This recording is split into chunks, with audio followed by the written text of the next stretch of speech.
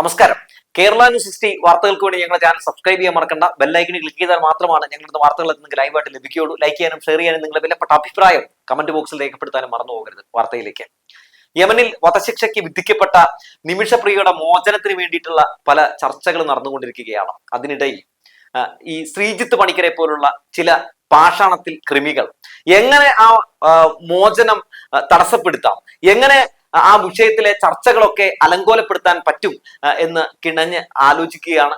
അതിനുവേണ്ടിയുള്ള പരിശ്രമങ്ങൾ നടത്തിക്കൊണ്ടിരിക്കുകയാണ്. തെറ്റിദ്ധാരണ പടർത്തുന്ന രീതിയിലുള്ള ചില പോസ്റ്റുകളൊക്കെ ഇട്ടുകൊണ്ട് നിമിഷപ്രിയക്കെതിരെ, ആ നിമിഷപ്രിയക്ക് വേണ്ടി ചർച്ച നടത്തുന്നവർക്കെതിരെ നിൽക്കുന്ന സമീപനം ശ്രീജിത്ത് പണിക്കരും കാസയും ഒക്കെ സ്വീകരിക്കുകയാണ്. അല്ലെങ്കിലും അവർക്കൊക്കെ അങ്ങനെ നിൽക്കാനല്ലേ പറ്റൂ. മനുഷ്യർക്ക് മാത്രമേ ഇത്തരം സന്ദർഭങ്ങൾ, ഇത്തരം വിഷയങ്ങളിൽ നമുക്ക് മനുഷ്യർക്കൊപ്പം നിൽക്കാൻ കഴിയൂ. അല്ലാത്തവർക്ക് ശ്രീജിത്ത് പണിക്കരായും ഈ കാസയും ഒക്കെ ആയി നിൽക്കാൻ മാത്രമേ പറ്റൂ എന്ന് പറഞ്ഞു വെക്കുകയാണ്. ആദ്യം തന്നെ നമുക്ക് ശ്രീജിത്ത് പണിക്കരുടെ ഫേസ്ബുക്ക് പോസ്റ്റ് വായിക്കുന്നതിന് മുമ്പ് ആരാണ് നിമിഷപ്രിയ എന്നും നിമിഷപ്രിയ എന്താണ് ചെയ്തതെന്നും വളരെ വ്യക്തമായി തന്നെ ഞാൻ നിങ്ങളുമായിട്ട് പങ്കുവെക്കാം. അതിനുശേഷം നമുക്ക് ശ്രീജിത്ത് പണിക്കരുടെ ഫേസ്ബുക്ക് പോസ്റ്റ് വായിക്കാം. അപ്പോൾ പെട്ടെന്ന് ഇവരുടെ ഉദ്ദേശം എന്താണെന്ന് നമുക്ക് മനസ്സിലാക്കാൻ സാധിക്കും.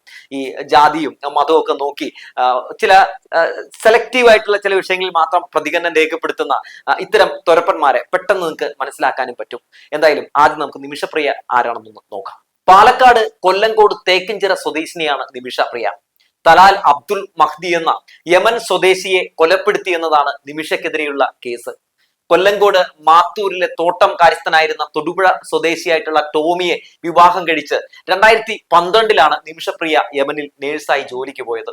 ഭർത്താവ് സ്വകാര്യ സ്ഥാപനത്തിലും നിമിഷ ക്ലിനിക്കിലും ജോലി തേടി. അതിനിടെ യമൻ പൗരനായിട്ടുള്ള തലാൽ അബ്ദുൽ മഹ്ദിയെ പരിചയപ്പെടുകയും ഇരുവരും ചേർന്ന് കച്ചവട പങ്കാളിത്തത്തോടെ ക്ലിനിക്ക് തുടങ്ങാനും തീരുമാനിക്കുകയായിരുന്നു. യമൻ പൗരന്റെ ഉത്തരവാദിത്തത്തോടെ അല്ലാതെ ക്ലിനിക്ക് ആരംഭിക്കാനാകില്ല എന്നതിനാലാണ് മഹ്ദിയുമായിട്ട് സഹായം തേടിയത്. ബിസിനസ് തുടങ്ങാൻ നിമിഷയും ഭർത്താവും തങ്ങളുടെ സമ്പാദ്യമെല്ലാം മഹ്ദിക്ക് കൈമാറിയിരുന്നു. ബിസിനസ്സിന് കൂടുതൽ പണം ആവശ്യമായതിനാൽ നിമിഷയും ഭർത്താവും മിഷേൽ എന്ന മകളുമൊത്ത് നാട്ടിലേക്ക് വന്നു. പിന്നീട് നാട്ടിൽ നിന്ന് യമനിലേക്ക് തിരിച്ചുപോയത് നിമിഷ മാത്രമായിരുന്നു. ബിസിനസ് പച്ച പിടിക്കുമെന്നും മഹ്ദി ചതിക്കലെന്നും ഒക്കെ ആയിരുന്നു ഇവരുടെ വിശ്വാസം. നിമിഷപ്രിയ പോയതിനു ശേഷം യമനിലേക്ക് തിരിച്ചു പോവാനായിരുന്നു ടോമി ഉദ്ദേശിച്ചതെങ്കിലും യമൻ സൗദി യുദ്ധത്തെ തുടർന്ന് ആ യാത്ര മുടങ്ങുന്നുണ്ട്. അവർക്ക് പോകാൻ പറ്റാത്ത സാഹചര്യം ഉണ്ടാകുന്നുണ്ട്.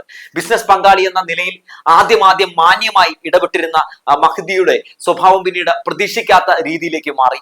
മഹ്ദിയുമായി ചേർന്ന് ക്ലിനിക്ക് തുടങ്ങിയ ശേഷം താൻ ഭാര്യയാണെന്ന് പലരെയും വിശ്വസിപ്പിച്ചു.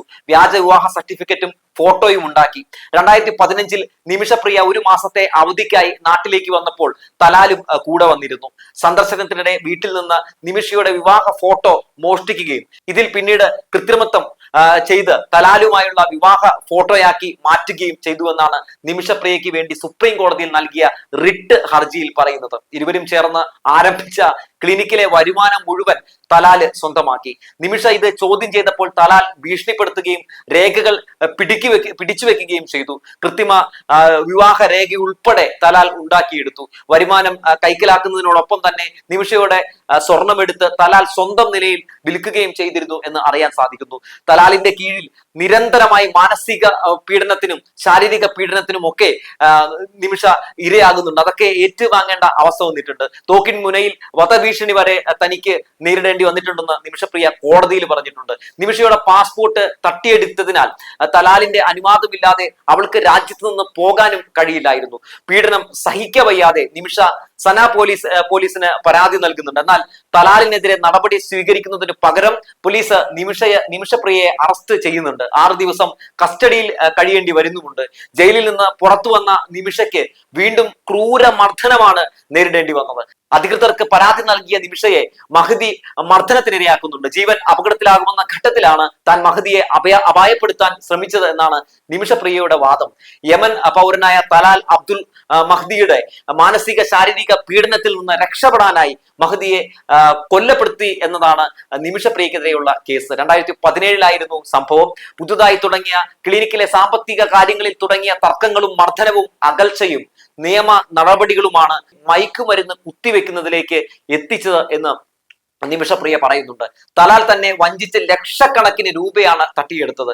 പാസ്പോർട്ട് പിടിച്ചുവെച്ച് നാട്ടിൽ വിടാതെ പീഡിപ്പിച്ചു. ലൈംഗിക വൈകൃതങ്ങൾക്ക് ഇരയാക്കി. തോക്ക് ചൂണ്ടി ഭീഷണിപ്പെടുത്തുകയും ചെയ്തു. സനയിലെ ജയിലിൽ വാർഡനിൽ നിന്ന് ലഭിച്ച നിർദ്ദേശപ്രകാരമാണ് നിമിഷ തലാലിനെ മയക്ക് മരുന്ന് കുത്തിവെച്ച് മയക്ക് രക്ഷപ്പെടാൻ ശ്രമം നടത്തിയത്. ആദ്യം കുത്തിവെച്ച മരുന്ന് ഫലപ്രദമായിരുന്നില്ല. തലാൽ മയക്കുമരുന്നിന് അടിമയായതിനാലാണ് നിമിഷ നൽകിയ മരുന്ന് ഫലവത്താകാതെ പോയത്. മയക്കാനായി വീണ്ടും മരുന്ന് കുത്തിവെച്ചതാണ് മരണത്തിലേക്ക് നയിച്ചത്. ഓവർഡോസ് ആണ് കാരണമെന്ന് ആക്ഷൻ കൗൺസിൽ നൽകിയ ഹർജിയിലും പറയുന്നുണ്ട്. മരുന്ന് കുത്തിവെച്ചതിനെ തുടർന്ന് തലാലിന് ബോധം പോയ നേരം പാസ്പോർട്ടും കണ്ടെടുത്ത് രക്ഷപ്പെടാൻ ശ്രമിച്ചപ്പോഴാണ് അതിർത്തിയിൽ വെച്ച് പിടിയിലായത് എന്നാണ് നിമിഷപ്രിയ കോടതിയിൽ പറഞ്ഞത്. എന്നാൽ മഹദിയുടെ മൃതദേഹം അവർ താമസിച്ചിരുന്ന വീടിന് മുകളിലെ ജലസംഭരണിയിൽ വെട്ടിനുറുക്കിയ നിലയിൽ കണ്ടെത്തിയതാണ് നിമിഷപ്രിയയെ കുടുക്കിയത്. മയക്കുമരുന്ന് കുത്തിവെച്ചതിന് ശേഷം സംഭവിച്ചതിനെ കുറിച്ച് തനിക്കൊന്നും അറിയില്ല എന്നാണ് നിമിഷപ്രിയ കോടതിയിൽ ആണയിട്ട് പറഞ്ഞത്. അറബിയിൽ തയ്യാറാക്കിയ കുറ്റപത്രത്തിൽ തന്നെ നിർബന്ധിച്ച് ഒപ്പിടിപ്പിക്കുകയായിരുന്നു എന്നും നിമിഷപ്രിയ പറയുന്നുണ്ട്. കോടതിയിൽ ദ്വിഭാഷിയുടെ അതായത് ട്രാൻസ്ലേറ്ററുടെ സേവനം പോലും നിഷേധിക്കപ്പെട്ടു. സംഭവത്തിന് കൂട്ടുനിന്ന ഹനാന് ജീവപര്യന്തവും തനിക്ക് വധശിക്ഷയും വിധിച്ചത് ന്യായമല്ല, മരിക്കണമെന്ന ഉദ്ദേശത്തോടെയല്ല മരുന്ന് കുത്തിവെച്ചത് തുടങ്ങിയ നിമിഷയുടെ വാദങ്ങളൊന്നും എവിടെയും പരിഗണിക്കപ്പെട്ടില്ല.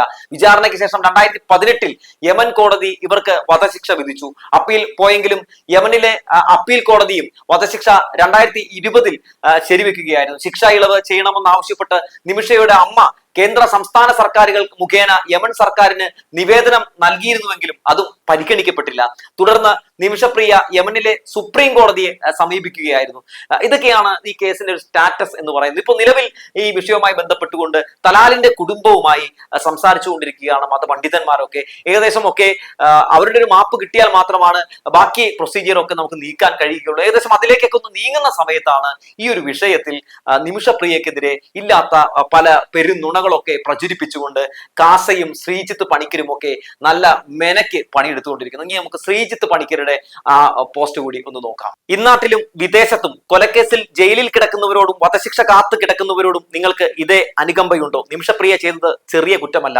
തന്റെ ബിസിനസ് പങ്കാളിക്ക് അമിതമായ അളവിൽ ഉറക്കമരുന്ന് കൊടുക്കുന്നു, അയാളുടെ മരണം ഉറപ്പുവരുത്തുന്നു, ശവശരീരം പലതായി വെട്ടിമുറുക്കുന്നു, അതിനൊരു സഹായിയെ കണ്ടെത്തുന്നു, ശേഷം ശരീരഭാഗങ്ങൾ വാട്ടർ ടാങ്കിൽ നിക്ഷേപിക്കുന്നു. അവർക്ക് അവരുടേതായിട്ടുള്ള ന്യായങ്ങൾ കാണും. ഏത് കൊലപാതകത്തിലും എന്ന പോലെ പാസ്പോർട്ട് വീണ്ടെടുക്കാൻ ആയിരുന്നെന്നും പ്രതിരോധ ശ്രമം ആയിരുന്നെന്നും അതല്ലാതെ മറ്റു മാർഗങ്ങൾ ഇല്ലായിരുന്നു എന്നുമൊക്കെ വിചാരണ വേളയിൽ ന്യായങ്ങൾ ഉയർന്നതാണ്. പക്ഷേ കോടതിയുടെ ചില ചോദ്യങ്ങൾക്ക് മറുപടി ഉണ്ടായിരുന്നില്ല. കൊലപാതകം ആസൂത്രിതം ആയിരുന്നില്ലേ? ഉറക്കമരുന്ന് അമിതമായി കൊടുത്തത് പ്രതിരോധമാണോ? ശരീരം വെട്ടിമുറിച്ച് തെളിവ് നശിപ്പിക്കാൻ ശ്രമിച്ചത് എന്തിനാണ്? ഇവിടെ കുറ്റം ചെയ്തില്ലെന്ന് പ്രതി പറയുന്നില്ല. കൊല്ലപ്പെട്ടയാളിന്റെ കുടുംബത്തിന്റെ മാപ്പാണ് ആഗ്രഹിക്കുന്നത്. എന്തിനാണ് മാപ്പ്? അവരുടെ ഒരാളെ ക്രൂരമായി കൊന്നതിന്, ശവശരീരത്തെയും അപമാനിച്ചതിന്. ഇപ്പോൾ നടക്കുന്ന ന്യായമെന്ന ചിന്ത എനിക്കില്ല.